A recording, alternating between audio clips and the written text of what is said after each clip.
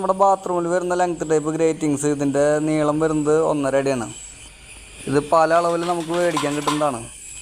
ഇതിൻ്റെ waste out pipe വരുന്നത് 2 ഇഞ്ചാണ്. അപ്പോൾ നമുക്ക് ചെറിയൊരു ലൂസിന് വേണ്ടിയിട്ടാണ് നമ്മൾ കപ്ലിങ് ഇടുന്നത്. ഇതിൻ്റെ പ്ലംബിംഗ് വർക്ക് ചെയ്യുമ്പോൾ പ്രത്യേകം ശ്രദ്ധിക്കുക, ഈ ഐറ്റംസ് എടുത്തതിന് ശേഷം മാത്രം പ്ലംബിംഗ് വർക്ക് ചെയ്യുക. ഇത് പല അളവിലാണ് വരുന്നത്. ഇതിൻ്റെ വേസ്റ്റ് ഔട്ട് ചിലതിന് സെൻറ്റർ വരും, ചിലതിന് സൈഡിൽ വരും, ചിലതിന് ഒരു രൂപമില്ലാത്ത രൂപത്തിലും വരും.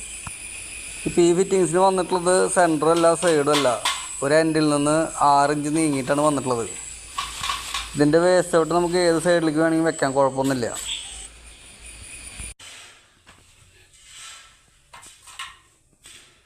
ഇവിടെ കാണുന്ന മാർക്കാണ് ഫ്ലോർ ട്രാപ്പിൻ്റെ സെൻറ്റർ വരുന്നത്.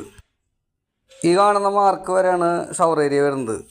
അതിൻ്റെ താഴെ കാണുന്ന മാർക്കാണ് ഡ്രൈ ഏരിയയുടെ ഫിനിഷിംഗ് ഫ്ലോർ. ഈ കാണുന്ന മാർക്കാണ് ലെങ്ത്